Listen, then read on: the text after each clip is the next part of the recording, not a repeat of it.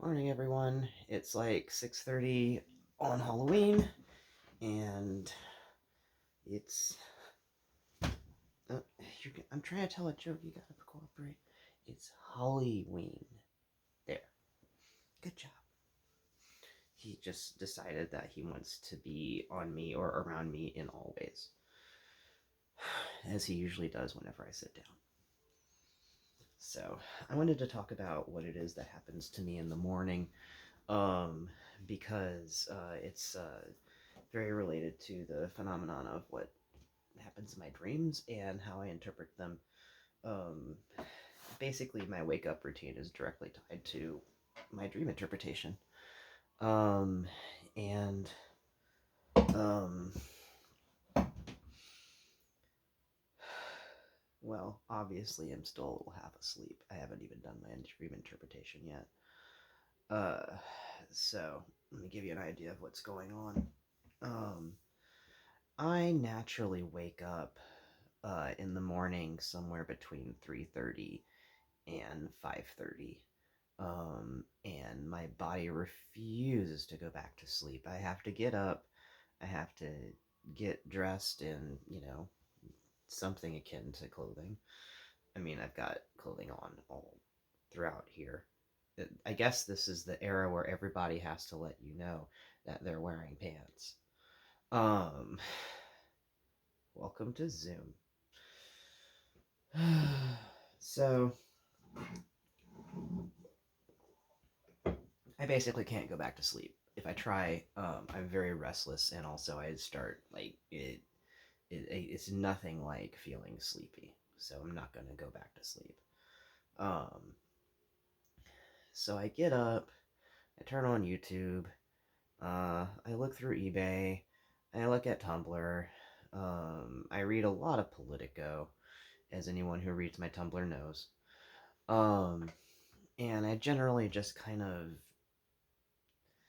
jounce myself up and down, sort of making me feel better until somewhere between my body and my brain there begins to be an equilibrium point again. Because what basically happens is that somewhere in sleep, my dream self got really used to being whatever it was doing and also had some information it wants to pass on to me.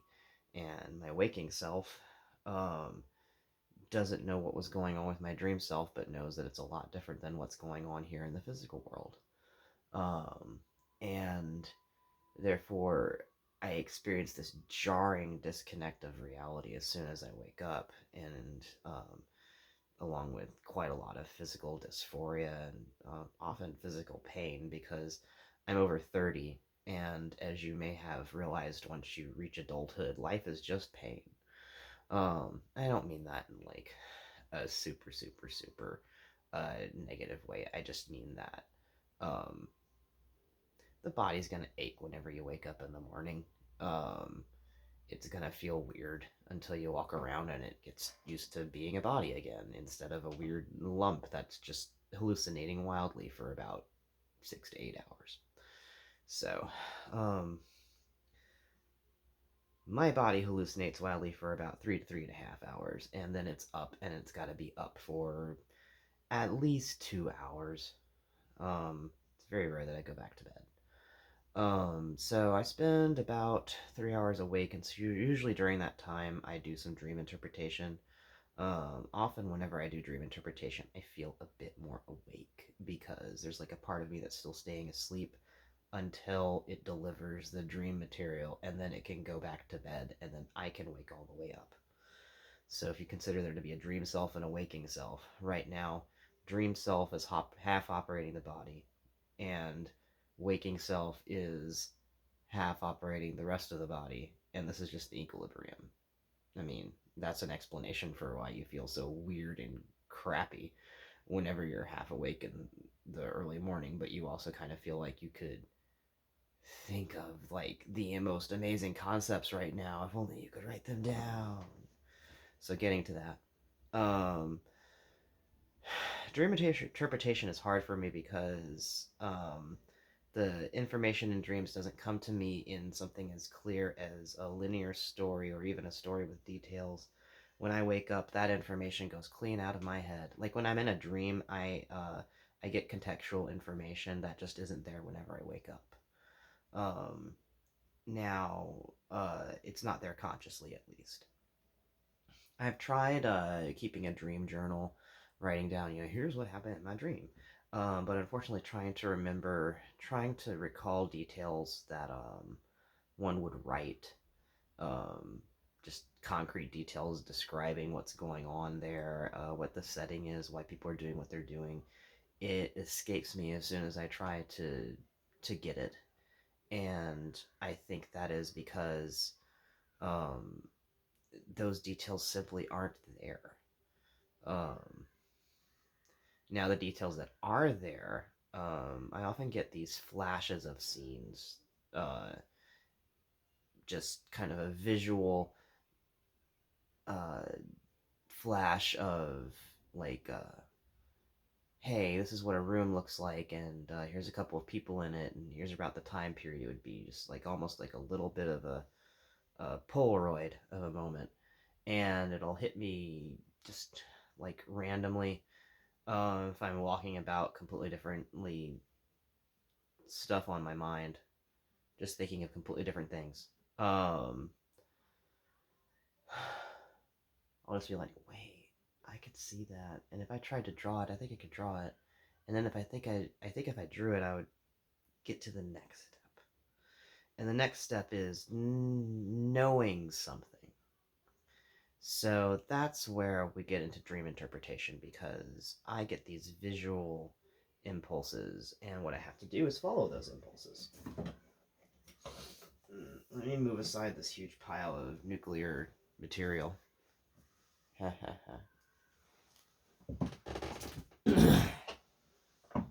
Dude, I'm actually partly in nuclear fandom. Fandom is in quotations, but I can't put my fingers up because I'm holding a thing. I'm partly in nuclear fandom because of the jokes. They just have the best jokes. When you deal in materials like that, you've got to have a pretty good grim sense of humor. So, things go better with Coke.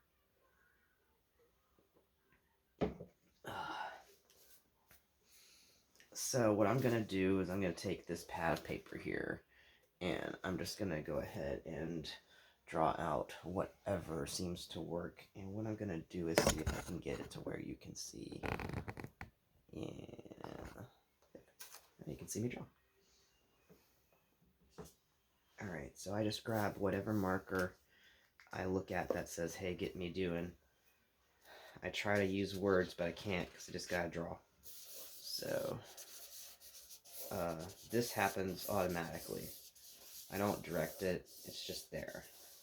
I can even talk through it, it's not really going to matter. You could say that my dream self is the one who's holding and moving the pen. I'm just here for the ride. I sense that there's an arrow here. Problem is that if I start talking about shapes, it'll just like start getting too concrete, and then so I have to kind of go away and let it do its own thing for a while. It's like I can give it physical geometry, like I can recognize, hey, I think this shape needs to be here, and sort of draw it there. But if I do that, then the dream self isn't doing their motions, and so it's a delicate balance trying to figure out what exactly it needs for me to be able to clear things up, and what it needs for me to be able to get out of the way so it can do its job. And one thing I find is that it's best to just kind of go with the flow, because my dream art in specific is often these flowing lines and this very interesting group of curves and swirls, and they don't explain themselves as they make themselves, they simply are, and I just kind of follow them. Sometimes I think that swirls like this here are meant to kind of get me a little further down into some sort of trance, I might even sound kind of trancy as I'm saying this stuff. So if you trance easy, if you could like kind of bring up a counter or something, like just like some music during the video, that might help you from like not trancing alongside me, because you don't need to be doing that. So just saying that before I go down the rabbit hole. So spirals like this, winding curves, tend to be kind of easing me down into something closer to sleep and closer to the dream state, so that I can actually get the material that is over there in that part of the brain. Now, what's interesting about the brain is that you may have seen maps of the brain before in terms of its neurons, neural bundles, axons. If you see brain tissue, it looks like a mind map. Isn't that interesting? Um, and so it's just like this web of interconnecting points. Um, this means that the thoughts themselves connect to each other through a web of interconnecting points. You get from one thought to another as they connect to each other, as you can relate them to each other. Sometimes it can be very easy to get lost in thought because you've followed one thought to another out to the edge of your very brain, and somehow you've ended up in this like very strange territory that seems unconnected to everything else that you were actually like trying to contemplate. And now you're like, how did I even get over here? What am I doing? And in the middle of being lost, you basically don't realize where the center is anymore. And the center is going to be like the center of your awareness, the center of your consciousness. Well, if you lose center, sometimes you will actually often you will automatically recenter. Kind of your mind tries to calibrate its compass just by checking out surroundings and such. Um, and as it calibrates, it will recenter, and sometimes it decides to just set center to you, as in, hey, where are you? Okay, well that's now the center. That's the new center until we figure out what's going on. Which means that you can become horribly off center while running on automatic. Um, the danger of becoming off center is that you lose your place in reality. You can lose track of whether you're in a dream or whether you're actually in a waking state. Because right now, I am in a waking state, but I'm very close to dreaming. Um, it would be very easy to convince myself that I was in a dream if I tried to do that, or if I kind of strayed off focus and accidentally got myself there. One of the reasons why I like having a video like this and also having tasks like what I'm doing right here is because it's a lot easier not to just fall asleep in my chair while trying to interpret a dream. Something that happens very easily for me, by the way, because as you try to interpret a dream, you are recalling the thoughts that you had during the dream, and as you try to do that, you try to access the neurons that were created while you had that dream. And the neurons that were created or that were accessed during that. Because as you access a thought or memory, you actually strengthen the network of neurons that makes up that thought and memory. Basically, imagine it like uh, a list of Google search results. Each time that you search for that subject in your brain, you actually get a few more search results because the searches themselves are recorded, and eventually it creates a bit of structure as you've got more neurons kind of connecting to each other, like little puzzle pieces interlocking, or like a mind map with the points going here and there and everywhere, connecting to each other, like a crazy spider web. As that happens, you basically build a bigger and bigger network until you've got a structure, and eventually that structure builds up until you've got what's called a superstructure. Once you've got a superstructure, you've kind of got automated thought. The brain's like, oh, whenever I'm over in this area, I know what's going on because it's already got like this set of thoughts actually knows which way up is. It knows how to access the laws of physics. It's so often doing that, just kind of like, goes there. It's like if you were a professor of physics and you were in your dreams and the subject of physics came up, probably you would suddenly know a whole bunch and be able to access your physics professor self in the middle of the dream and feel a lot less lost, because your brain is just so used to doing that so automatically that it just kind of calls up everything. But it also means that you're suddenly accessing those neurons and you're suddenly in that part of the brain. As soon as you access that part of the brain, you're in that part of the brain. It's like, it's kind of weird to think of it, but your awareness, the actual part of yourself that thinks and is you, you the part of you that is driving your body like a big Gundam made of steak. You're welcome for that mental image. Um, that part, your awareness, it physically is located wherever in the brain it is created. Um, and so, uh, if you jump to a different set of thoughts, to a different neural network in your brain, suddenly you're actually located in a different part of your brain, and you being the thought, because it's kind of weird to think that you are thought, but your sense of awareness, your sense of you, is very much connected to how you think and how you build your own thoughts. Everyone's mind is a completely customized tool that they build themselves over their entire lifetime.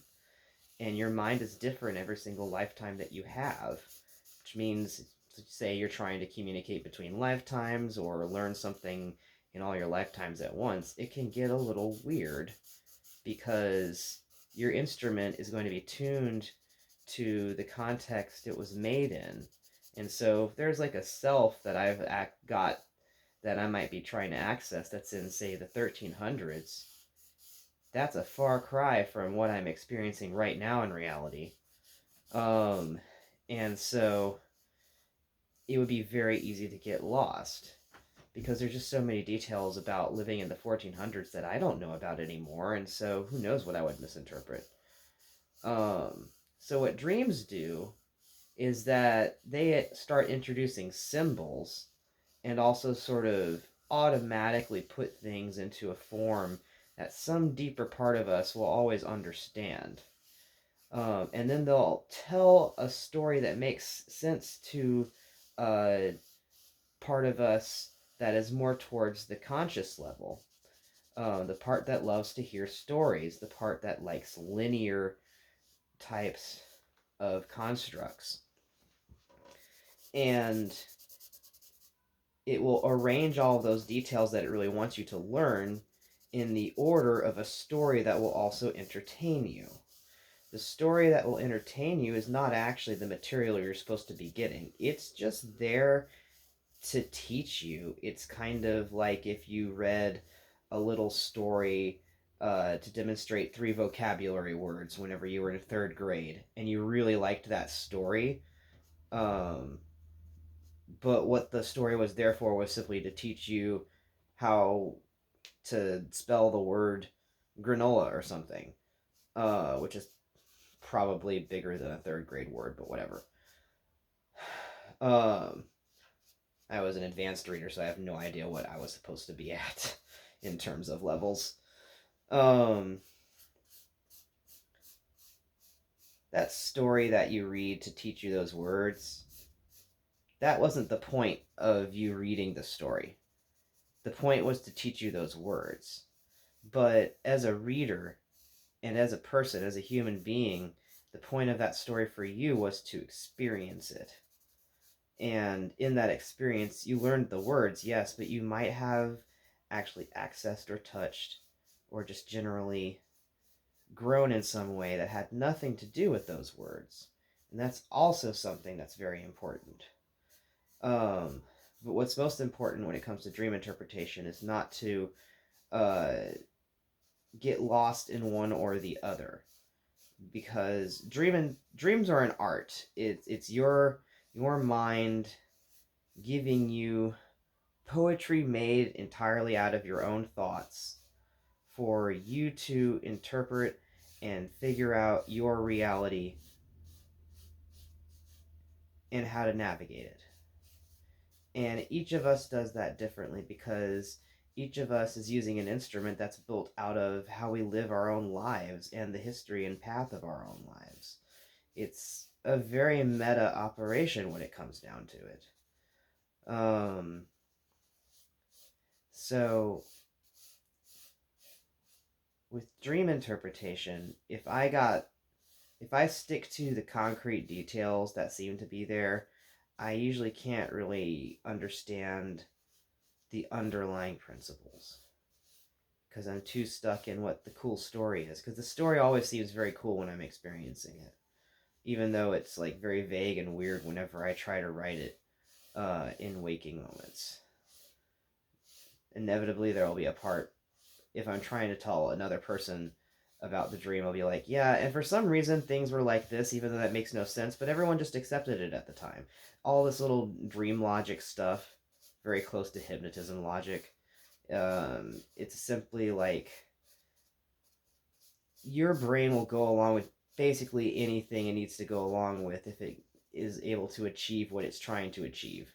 And sometimes who knows what it's trying to achieve? You're just kind of along for the ride. Because it's like, hey, just go along with it. There's a objective I'm trying to achieve. Just give me. Daddy needs this. Um. So. Um. And you're like, but I just want to go to bed. Why? But I want to stop thinking about French fries. Why? Why? Um. The struggle is real. So, dream interpretation. I've certainly produced quite a bit of a sketch going over this topic and trying to explain generally the logic of how dream information gets passed to the conscious self.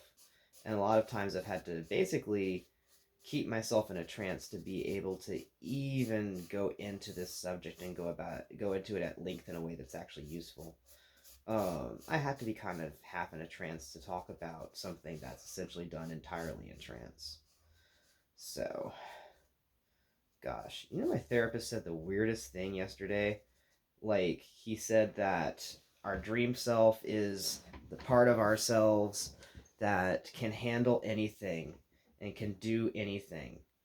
And I was like, wow, that's a big statement.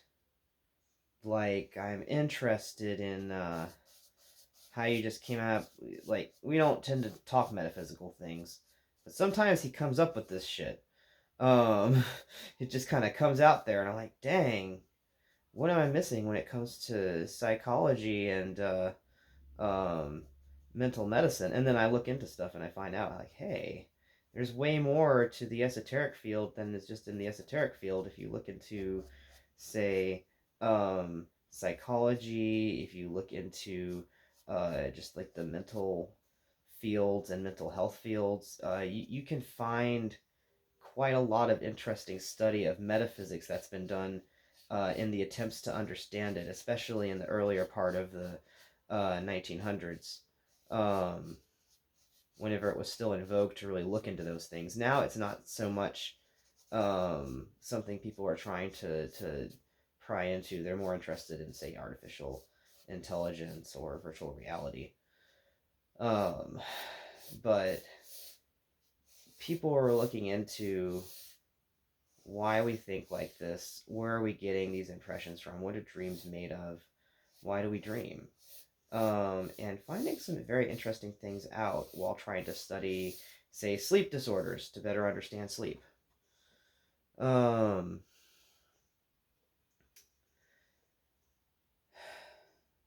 and I mean, this has basically been my own sleep disorder, um, because I am here because I can't sleep at a time of the night when I would like to sleep. I consider 4:30 a.m. to be night. And that's probably about when I got up. So, I have a lot of swirls here, and they're very pretty. I'm going to switch gears color-wise to red and see what happens. So, the thing that is important for me when it comes to dream interpretation is that it simply introduces itself without me really having to do a whole lot. Um, for one, as you have been able to see, the drawings kind of draw themselves. Um, Now, when it comes to the drawings, it's a little hard to give tips because so much is based around how I draw it. Otherwise, I'm not going to be able to draw it. And I have a couple of peculiar quirks when it comes to my drawing. For instance, you'll see I use color in very special ways. One reason is because one way that I can easily parse things is to see only the red or see only the blue, etc. Track all of the blue that's on the drawing, focus only on the red.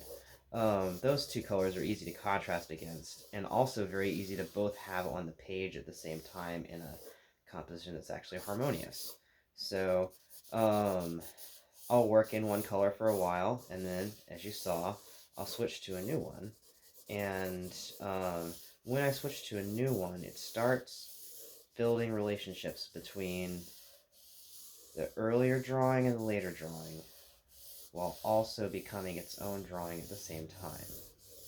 And you'll also notice that there are parts where blue and red are overlapping, where you get this darker color that's not quite purple because I'm using a big permanent marker. And so um, one thing you'll find is that the way that colors mix really depends on the medium and the substances used. The way that light interacts depends on the type of paper and depends on the pigments that are in the colors that are in the supplies that you're writing with. So the mix of blue and red in this particular marker set does not create what you would consider a traditional purple color. It looks more like a black or a brown. And that's because the blue itself and the red itself are not exactly blue and red, for one. And then two, um, the composition of the markers I'm using um, will actually interfere with the colors that are being created out of the chemicals that are now in this paper because I'm using this kind of marker. Um, so I know all that. I also know it's just going to automatically happen whether I like it or not, and so I just kind of go with it. But that's why I've chosen a set of tools that I know will be very easy and will allow that. Permanent markers on art paper is a pretty easy way for me to be able to do this kind of color exploration because it doesn't create a bumpy kind of canvas. There's no buildup. Alcohol markers don't make the paper all wrinkly. Um, so it's very easy to keep going without very little direction. I don't have to worry about the drawing getting ruined because I keep on adding more. Now, if this were paint, that'd be a lot different story. I would have a lot more constraints. One thing you'll want to watch with dream interpretation art is you don't want to get too artsy. And by that I mean, like, you're not focusing on making good art. You are focusing on getting out the signals that your dreams are trying to send to you.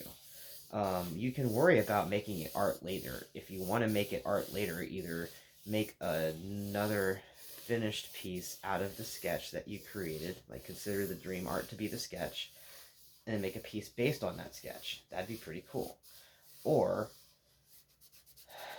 learn to work with how it is that you create art and how it is that you interpret dreams, and develop an artistic style that actually can interplay with this. And that's what I have done when it comes to dream interpretation art. I have developed an artistic style that is directly based off of the motions that tend to come out of my hand after a dream or when recalling a dream.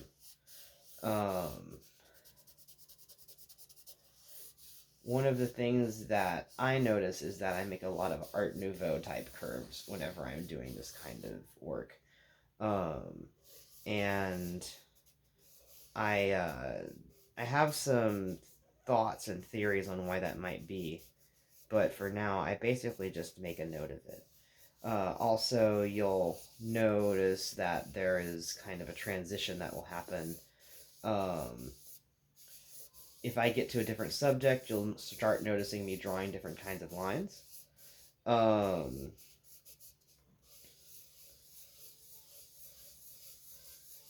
yeah. So I'm kind of getting towards the end, I feel. Um, and I'm gonna try to wrap it up and tell you anything it is left that I think is important. I started off by saying it was very early in the morning, and it still is. But at least now I have this to show for it. Let's see, you're like this, so it'll be easier for you to see it that way. Yeah. And this is something I can look at later and kind of get a better idea of what the dream meanings are. Sometimes I get words and I just write them on the drawing as I get the impression of them. Sometimes it becomes more artistic in terms of typography. But most of all, it seems done. So, one thing I like to do is note the date slash time. Um, if you do a lot of these, inevitably you're going to wonder, when did I do that, and how did it relate to the entire rest of my life? And one way that's easy to do that is just simply date your work. If you don't really want to be looking at the date all the time, or you don't want it visible where other people can see it, just date the back of your work with pencil, and then sign your work with your regular ass art stuff. Regular ass art stuff is a good term for tools. So, this is the experience. I can't keep a dream journal because I told you about the words and such. And to get this kind of art out, to really make this happen over a long, more extended period of time, I have to do things like set up this desk space, have the camera set up so I can kind of keep myself awake, to be quite honest. Nothing sucks so much as falling asleep in your chair trying to interpret the dream that is on your mind that you just fell asleep trying to remember. So, this is here. It will help tell me things whenever I look at it later when I'm awake. And that's really what you want. You want some sort of record that your conscious self can reflect back to understand how your dream self was thinking. How you achieve that record is your own damn business, and you can, if it works for you, then it works for you. That's all that really matters.